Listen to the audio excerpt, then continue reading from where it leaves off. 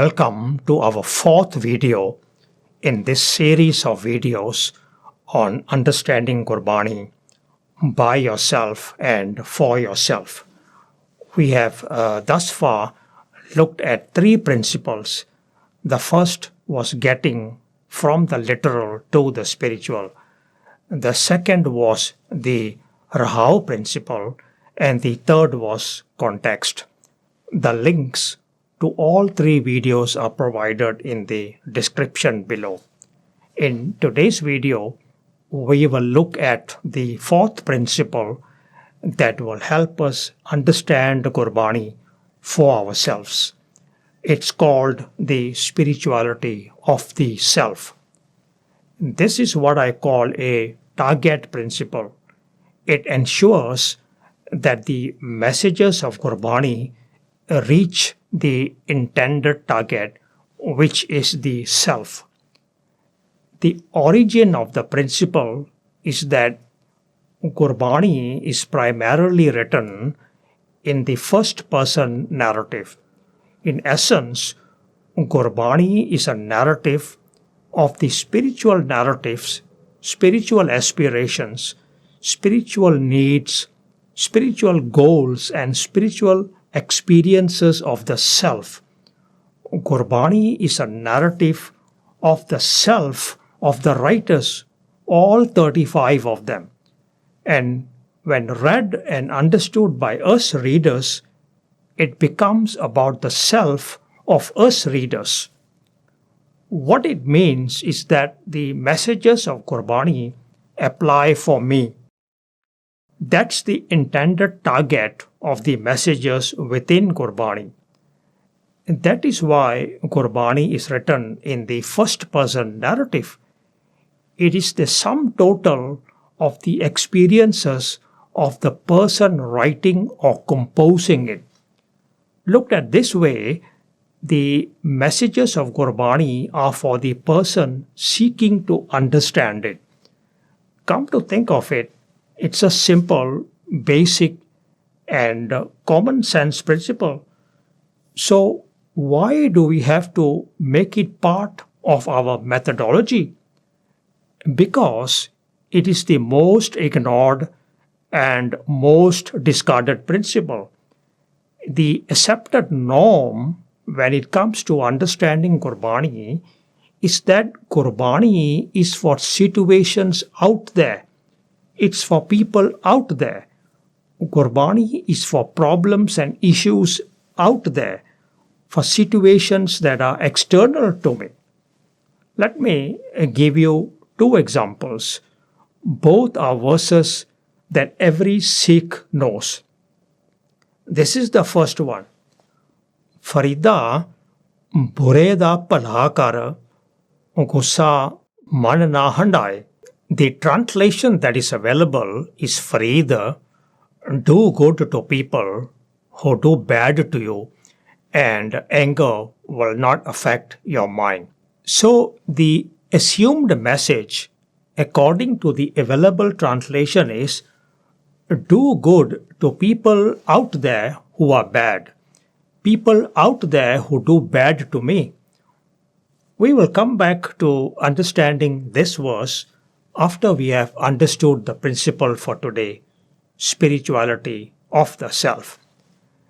And this is the second example. Moorkha naal na lujiye. Almost every Sikh knows this verse and uses it all the time.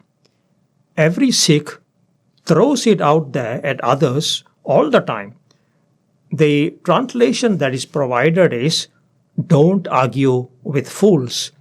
And we say, Guru Nanak is telling us, don't argue with fools out there.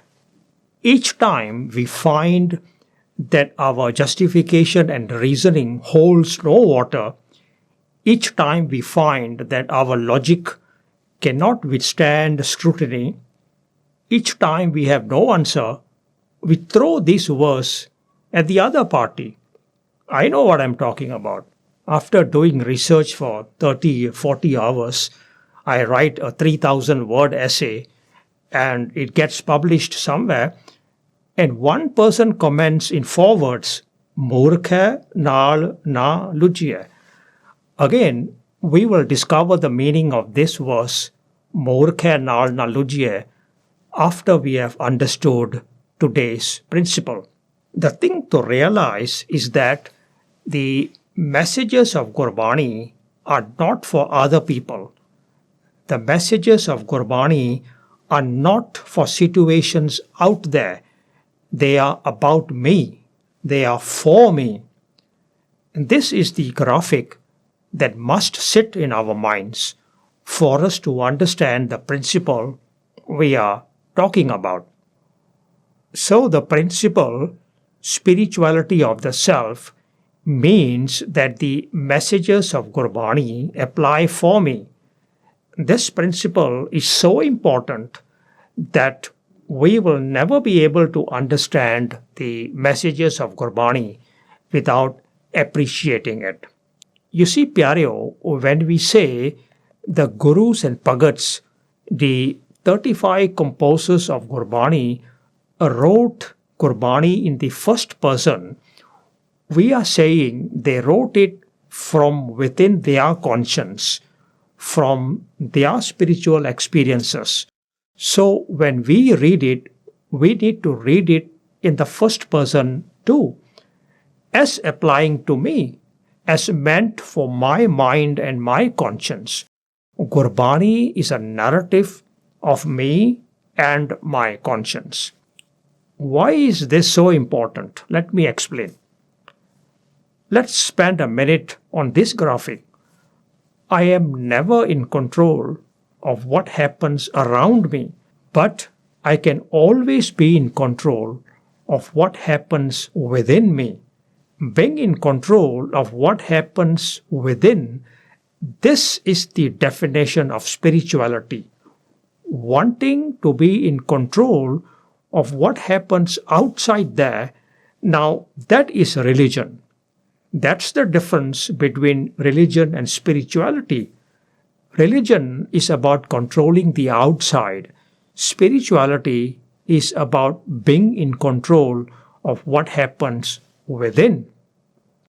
Gurbani is about spirituality.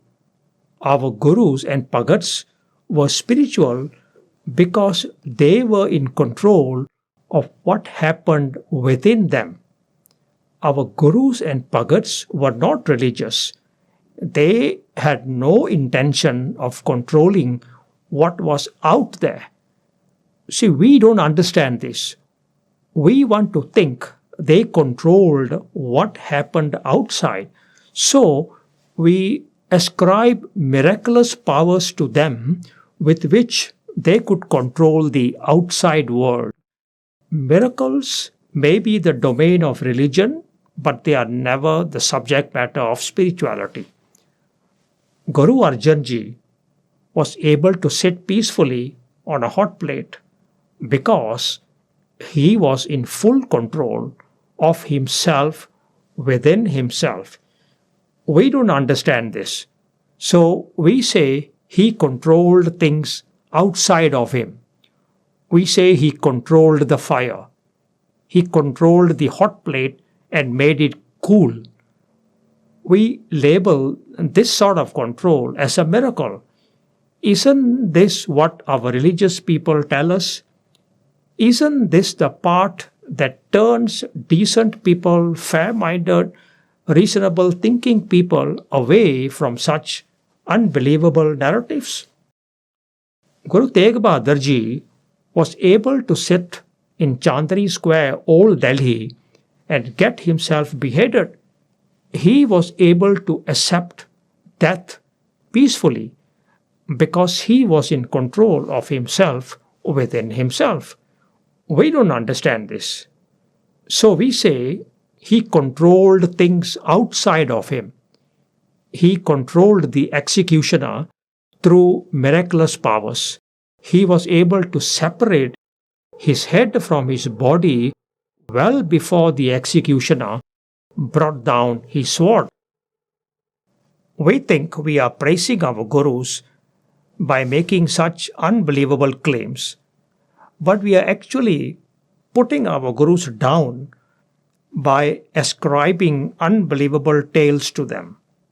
We are going against the core of what they were. We are going against the essence of what they stood for: control of the self within and not the external. Our gurus were not performers of miracles. They were not men of religion. They were spiritual beings in control of their inner beings, in control of things within, in control of their senses, their minds, and their conscience. We see this reality reflected within Bani, but we find this truth difficult to accept. Therefore, it has to be explained. So you see, there may be a winter out there, but so long as there is a summer within me, I am good. The winter out there, I have no control over. I cannot make it go away. I cannot bring it on. No one can make it go away, and no one can bring it on. A man of religion may tell you it can be done. He may say, prayer A or B or C will do it, or X number of prayers, Y number of chants, Z number of Akhand parts, Sukhmani parts will change the weather. He may say the Guru can do it and Ardas can do it. There is nothing the Guru cannot do. There is nothing an Ardas cannot achieve.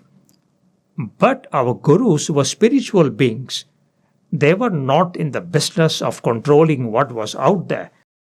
They were about controlling what was within us. And their Ardas was about controlling the within.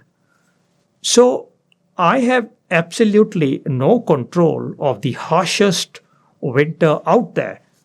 But this summer within me, I have full control over it. Let me explain the word within. It means within my mind, within my conscience, not within your home, not within your room, not within your car. So, if it was winter out there and I heated my home or heated my room or my car, that is not what I mean when I say control within. That part is easy to do. In any case, the home, the room, and the car is not within. It's without. Within is in the mind and within the conscience. Even the physical body is not in the ambit, in the parameters of within. So it's not about exercising control over our physical body, our arms or legs, so to speak. The word within is for the mind, for the conscience. That is why we say Bani is for the mind, it's for the conscience, and everything will follow from there. Everything will flow from there. So there may be a desert out there, but so long as there is an oasis within me, I am fine. Again, within refers to the mind and conscience. You see, Pyareo, what lies behind us and what lies before us are tiny matters compared to what lies within us. We need to understand that all life out there goes on without me. But what really matters is that my life goes on within me. I exist in the universe out there, yes, everyone does, but that the universe exists within me is spirituality. That is spirituality. We have this couplet on page 695 of the Sri Guru Granth Sahib Ji. Jo Brahmande, soi pinde, jo khojai, so pave. Pipa pranave, param tat hai, satgur hoye lakhave. I have underlined two words here, Brahmande, which means in the universe, and Pinde, which means within my body, myself. Jo Brahmande Soi Pinde. What's in the universe out there is within me. Jo Khoja So Pave. But this realization is the result of my internalization of it. There is a need to internalize the fact that the universe out there is within me. This Shabada is by Bhagata Pipaji. Let me show you what he means. The elements that comprise the universe are the elements that constitute me. The elements within my body are the same elements that make up the universe. Jo Brahmande, Soi Pinde. There are as many neurons in your brain as there are stars in the universe, approximately 100 trillion. If you took 1 second to count each, you will finish counting in 30 million years. Jo Brahmande, Soi Pinde. So, if you actually had 30 million years on your hands, would you spend it counting the stars out there, or rather count the neurons within you? Which is going to make a difference to you? So, we have an ocean full of water, and if we took a pail and filled it with water from the ocean, we can ask ourselves two questions. One, how many pails of water are there in the ocean? And two, how many molecules of water are there in the pail? One pail. Here is one question to which we do know the answer. The question is, are there more pails of water in the ocean or more molecules in one pail? The answer is, there are more molecules of water in the pail. So you see, Pyareo, the pail holds much more than an ocean within it. The world says you are a drop in the ocean. Bhagavad Pipa says you are an ocean within that drop. Jo Brahmande, Soi Pinde. So, what should be our concern? The ocean that is within me or the ocean that is out there? The concern of Gurbani is the ocean within us. So when Gurbani says, swim across the ocean, go across the ocean, the reference is to the ocean within us. Sarangjam lag pavajal taranake. The word pavajal refers to an ocean. Taranake means to swim across, to get across, to reach the other side. It's about getting across the ocean within, not the one out there. So, one consequence of what we have been saying above is that the creator that is within me is important, not the one that is said to be out there. Why? The one out there is defined by the world, claimed by the world, told to us by the world that he sits up there and runs heaven and hell out there, that he micromanages the world, that he causes disasters and disease, that first he gives you the pain and disease, then waits for you to come beg and pray to him to take it away. That is the God out there, of the world out there, the God of religion. The creator that is within me is the one that is defined by Guru Nanak and by Gurbani, the God of spirituality. Why? The creator out there may run the heaven and hell out there. The one within me runs me. The one within me determines whether I live a heavenly life within me or there is hell within me. This is the other consequence of what we have been saying above. The universe that is within me, it's important, not the one that is said to be out there. Guru Nanak told us the universe is an extension of the Creator. Now, if the Creator is within me, then the universe is within me as well.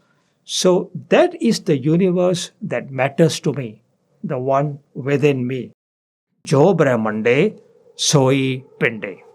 So the narrative of Guru Nanak's spirituality, the narrative of the spirituality of Sikhi, the narrative of the spirituality of Gurbani is about me. Now, let's come back to this verse of Farid we started with. If you take it to mean that it applies to the universe out there, then the meaning is Farid, do good to people out there who do bad to you, and anger will not affect your mind. The verse doesn't have the word people in it, so it has to apply to animals, plants, insects, etc. How would one do good to mosquitoes that spread disease? How would you do good to weeds that destroy our gardens or to insects that kill our crops? All these things exist in the universe out there, don't they? When we apply it to the world out there, we run into problematic situations.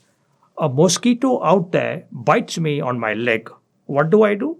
Farida Bureda Palakar. The mosquito did bad. I should do good. Offer my other leg. Doing good to people who do bad to you is not spirituality, and I will tell you why. Because it will not take away the anger, the pain, or the hurt from within you. Look around you. You will find so many people angry, bitter, and upset because they did good to bad people or tried to. You will find people full of complaints about them having done good to bad people.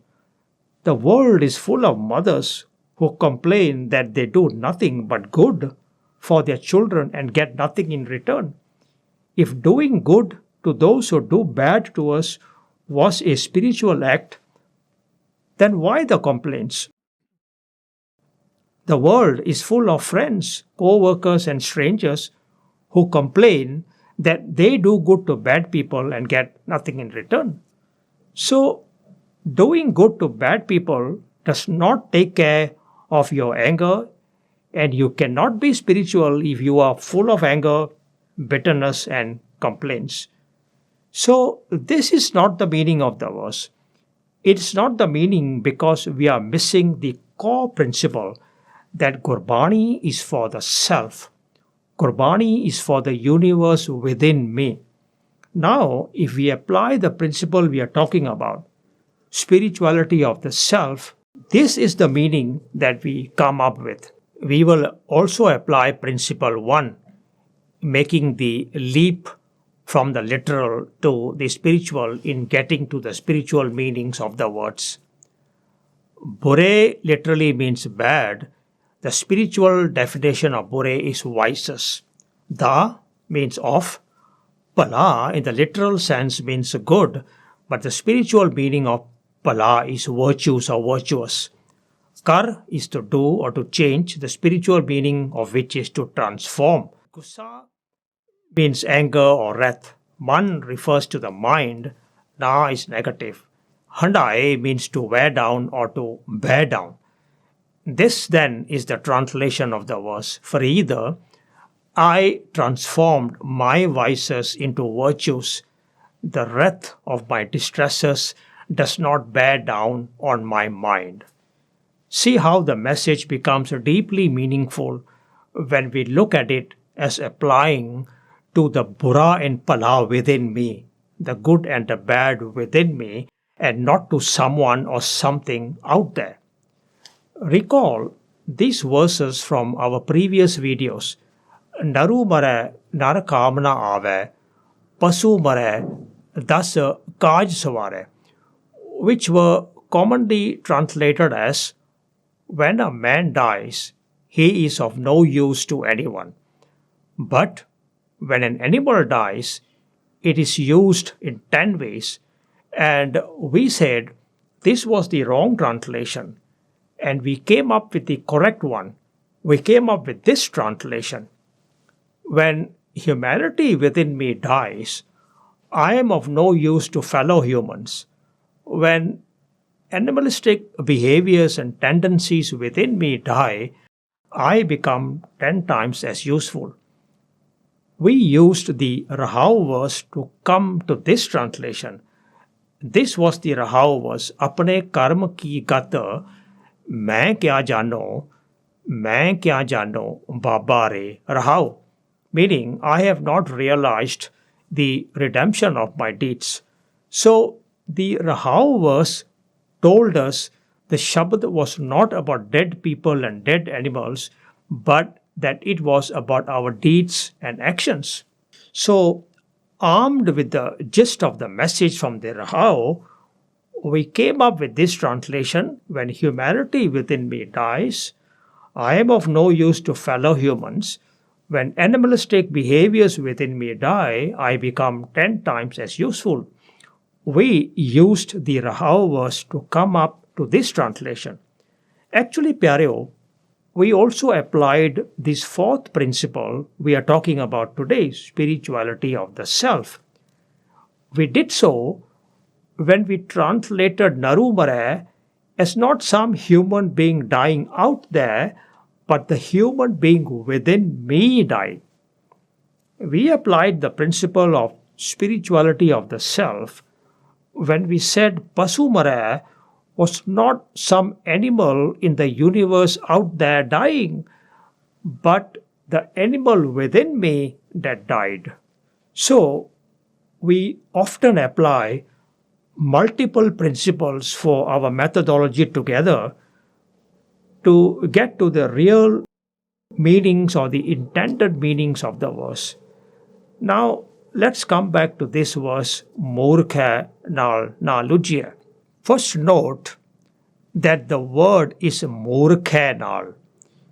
It translates as with foolishness. If it was Murkha Nal, then it would be with fools. It is not Murkha Nal. It is not with fools. It is Murkha Nal, with foolishness. This is the complete verse. Banda ਕਿਸੇ ਨਾ ਆਖੀਐ ਪੜ ਅੱਖਰ ਇਹੋ ਬੁਝੀਐ ਮੂਰਖੈ ਨਾਲ ਨਾ ਲੁਝੀਐ. Look at the first four words. Banda ਕਿਸੇ ਨਾ ਆਖੀਐ. I judge no one negatively. So when we say, wrongly of course, that the translation is don't argue with fools, we have already made a judgment that the other person or the other persons is a fool or are fools. But Guru Nanak is saying, Manda kise na akhiye, judge none negatively. Judgments in Gurbani are reserved for the self, not for the world out there. This is what happens when people pull out half a verse from a hat to prove a point. The meaning of Pad Akhar Eho Bujya is, this is my acquired knowledge, this is my realization. Within the parameters of this realization, Murkha Nal Na Lujya means I should not come across in my dealings with foolishness. I should not fight my battles, my inner battles, with foolishness. In Punjabi, मैं मूर्खता नाल ना पेश आवां. गल मेरी हो रही है, गल साडी हो रही है. ਅਸੀਂ ਲੋਕਾਂ ਤੇ ਮੜੀ ਜਾਂਦੇ ਆ, ਲੋਕਾਂ ਨੂੰ ਮੂਰਖ ਐਲਾਨ ਕੇ ਆਪ ਸਿਆਣਾ ਹੋਣਾ ਚਾਹੁੰਦੇ ਆ. What then is the biggest murkhta according to Gurbani? Look at the verse on page 612 of the Sri Guru Granth Sahib Ji. Deen Dayal Kirpal Sukh Sagar Sarb Katha Parpuri Re Pekhat Sunat Sada Hai Sange Main Murkh Janya Duri Re. Take the first part of the second verse. Pekhat Sunat Sada Hai Sange. ਉਹ ਮੇਰੇ ਨਾਲ ਹੈ, ਮੇਰੇ ਅੰਦਰ ਹੈ, ਮੈਂ ਬਾਹਰ ਸਮਝੀ ਜਾਨਾ. ਗੱਲ ਅੰਦਰ ਦੀ ਹੈ, ਮੈਂ ਬਾਹਰ ਤੁਰਿਆ ਫਿਰਦਾ। ਗੱਲ ਮੇਰੀ ਹੋ ਰਹੀ ਹੈ, ਮੈਂ ਦੂਜਿਆਂ ਤੇ ਮੜੀ ਜਾਂਦਾ। ਮੂਰਖਤਾ ਮੇਰੀ ਆਪਣੀ ਹੈ, ਮੈਂ ਦੂਜਿਆਂ ਨੂੰ ਮੂਰਖ ਆਖੀ ਜਾਂਦਾ। He is within, ਸਦਾ ਹੈ ਸੰਗੇ। I am searching without, ਜਾਣਿਆ ਦੂਰੀ। Spirituality is about the within. I have made it about the without. It is about me. I have made it about others out there. This is the murkhta. This is my foolishness. This is my foremost foolishness. He is within, and I am searching without. Spirituality is about the within, and I have made it about the without. It is about me. I have made it about others out there. This is the murkhta. This is the foolishness. Pekat sonat sada hai sange. मैं मूर्ख जानिया दूरी रे. He is within. I am searching out there. So the principle of spirituality of the self in practical terms means the messages of Gurbani apply for me. For the purposes of understanding Gurbani, it means the verses of Gurbani must be interpreted as having messages that apply to me and for me. We have this word that is used in Gurbani a lot, aap, ape, and it has other derivatives, apna, etc. So what is the meaning of ape? Let's look at this one verse on page 111 of the Sri Guru Granth Sahib Ji. E jag phula ਤੈਂ ਆਪ ਭੁਲਾਇਆ, ਇੱਕ ਵਿਸਾਰ ਦੂਜੇ ਲੋਭਾਇਆ. What is meant by aap here? Our Granthis, Ragis, Pracharaks, Kathavachaks and translators, when they come across the word aap, they point upwards towards the sky. That is where their God seems to be sitting. This is the common translation of it by the leading Punjabi translator, Professor Sahib Singh in Darpan. हे प्रभु, ਇਹ ਜਗਤ ਕੁਰਾਹੇ ਪਿਆ ਹੋਇਆ ਹੈ, ਤੂੰ ਆਪ ਹੀ ਇਸ ਨੂੰ ਕੁਰਾਹੇ ਪਾਇਆ ਹੋਇਆ ਹੈ. This is the English translation. Oh God, this world has gone astray. You yourself, O God, have caused it to go astray. What do you think of this sort of translations? So somebody has gone astray. Somebody becomes an alcoholic, a criminal or a con man. It's because God made him go astray. And our Ragis, Kirtaniyas, Granthis, Pracharaks will say, this is hukam. And they tell us nothing ever happens without his hukam. Hukam bina patta nahi hilda. Even the leaf sways in his hukam. The last I noticed, the leaf moved because the wind blew, or because someone shook the tree or shook the branch. That is the hukam of the wind. When it blows, the leaf will sway. That is the hukam of shaking a tree. When you shake the tree, the leaves, the branches will sway. That is the hukam of the leaf. It has to remain flexible so it can face the sun as much as possible. It is not that God himself causes every leaf to sway when it sways. This, Pyareo, is a distorted view of hukam. It may sound superbly respectful to God to say, not even a leaf sways without your will. But the intent is to lay blame on God for our shortcomings. All our shortcomings are in your hukam. This is nothing more than escapism. This is a blame game.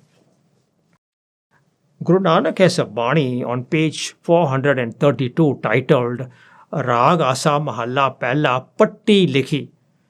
The word patti is what we call penthi today, meaning the 35 letters of the Punjabi alphabet, the Uda, the Eda, the Ed, the Sassa of the Punjabi script. So the Bani titled Patti begins like this. Ude upama taki kijai janka ant na paya. Sassa soy shreshth jan saji sabna sahib ek paya. Edi ad purk hai data appe sacha soy, and so on. So when Guru Nanak comes to Dada, the letter D, this is what he says.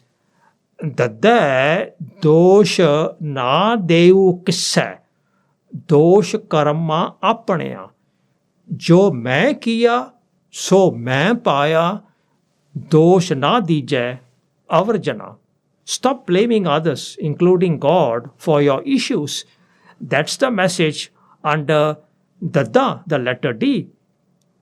I reap what I sow. Jo main kiya, so main paya. And no one else is to be blamed. Dosh na dije avarjana. Now, Pyareo, let's go back to this translation when we apply the principle of spirituality of the self to it, especially to the word aap. E jag phula, tੈਂ ਆਪ ਭੁਲਾਇਆ, ਇੱਕ ਵਿਸਾਰ ਦੂਜੇ ਲੁਭਾਇਆ.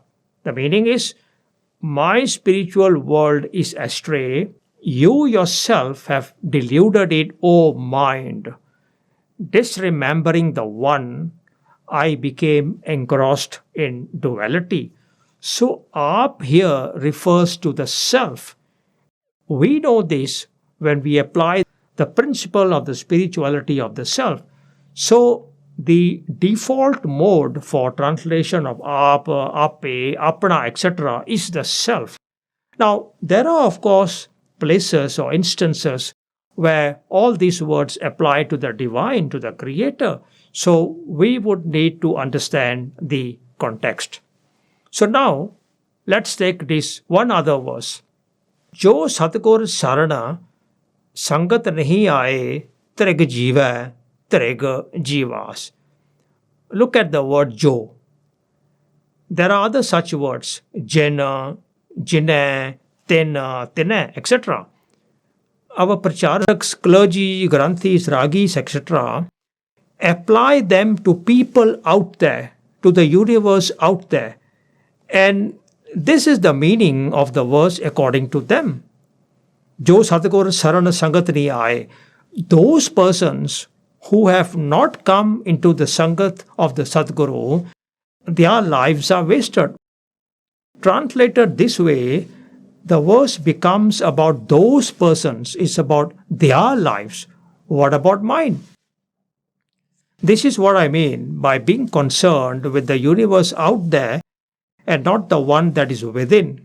Imagine, Pyareo, you went to a doctor and told him you had chest pains, and he started talking about those other people out there. He starts to tell you that, well, 40% of Russians have chest pain. He goes on to tell you that 60% of Indians have narrowed arteries. 30% of Europeans have blockages. You know, at some point, you will stop him to tell him, but doc, what about my chest pain?